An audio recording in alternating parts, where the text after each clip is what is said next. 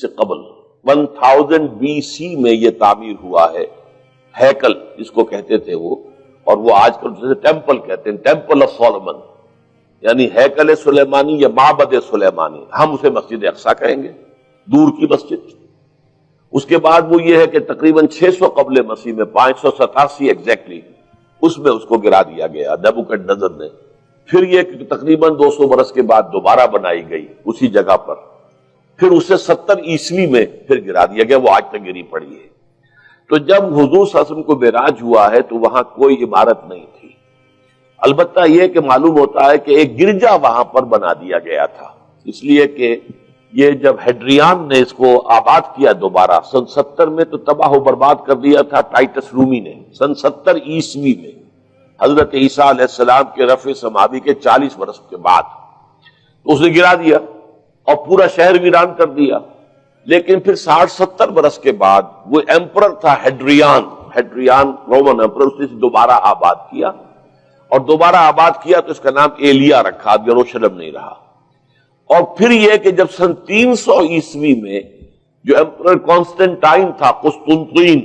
وہ جب عیسائی ہو گیا تو اب یہ پوری مملکت عیسائی ہو گئی، تو پھر وہاں ایک گرجا تعمیر کر دیا گیا۔ اس گرجا میں حضرت عمر گئے تھے، جب انہوں نے ہینڈ اوور کیا ہے حضرت عمر کو وہاں کے عیسائیوں نے، تو جب حضرت عمر اس گرجا کے اندر ہی ابھی تھے، دیکھ رہے تھے جگہ، تو نماز ظہر کا وقت ہو گیا، تو حضرت عمر نے فرمایا کہ میرا نماز کا وقت ہے، تو انہوں نے کہا وہاں کے عیسائیوں نے کہ آپ یہی پڑھ لیجیے، آپ نے فرمایا نہیں، اگر میں یہاں پڑھوں گا تو اسے پھر مسلمان مسجد بنا لیں گے۔ تو باپ باہر گئے اور اس قبۃ الصخرہ کے اوپر جا کے نماز پڑھی آپ نے۔ یہ جو اس وقت جو ڈوم نظر آتا ہے یہ ہے وہ چٹان، اور یہ بڑی اس کے اوپر گردہ وردہ پڑا ہوا تھا، کچرا وچرا تھا، اسے صاف کیا اور اس پر آپ نے نماز پڑھی، اس لیے کہ یہیں سے اصل میں معراج ہوا تھا حضور صلی اللہ علیہ وسلم کو۔ تو اب اس کے بعد جو عبد الملک ابن مروان نے وہاں پر وہ قبہ بنا دیا ہے جو قبۃ الصخرہ کہلاتا ہے۔ البتہ اسی احاطے کے جنوب کی طرف ایک مسجد بھی ہے، بڑی مسجد ہے، وہ مسجد اقصی کہلاتی ہے، وہ اب مسجد ہے۔ یہ قبہ جو ہے بنیادی طور پر مسجد نہیں ہے،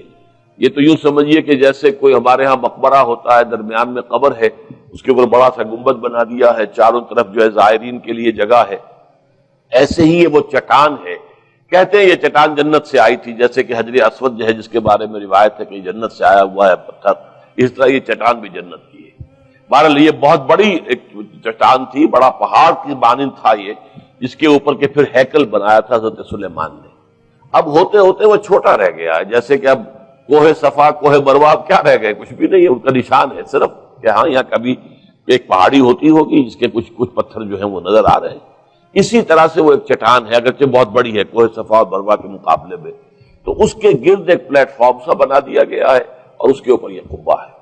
تو یہ ہے اصل میں جو کہ حرم الشریف کہلاتا ہے اس وقت، اور سارا جھگڑا جو ہے یہود کا اور مسلمانوں کا وہ اس پر ہے۔ ورنہ یہودی براق جو ہے، جو یہودی وزیر اعظم ہے اس وقت،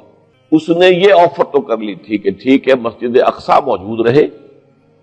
اور اس کے اوپر جو ہے کنٹرول بھی فلسطینی مسلمانوں کا رہے، لیکن یہ قبۃ الصخرہ پر نہیں ہے، اس لیے کہ یہ ہے وہ جگہ جہاں انہیں اس کو گرا کر اور اپنا تھرڈ ٹیمپل تعمیر کرنا ہے۔ یہ انہوں نے اپنے یہودی جو مذہبی عناصر ہیں انہیں رشوت دے رکھی ہے کہ باقی ہر معاملے میں تم ہمیں اجازت دے دو کہ ہم نے سینائی واپس کر دیا، ٹھیک ہے، گولان ہائٹس بھی واپس کر دیں گے شام کو، اور اسی طریقے سے ویسٹ بینک وغیرہ پر ہم ایک فلسطینی ریاست بنا رہے ہیں، تم اس کی اجازت ہمیں دے دو،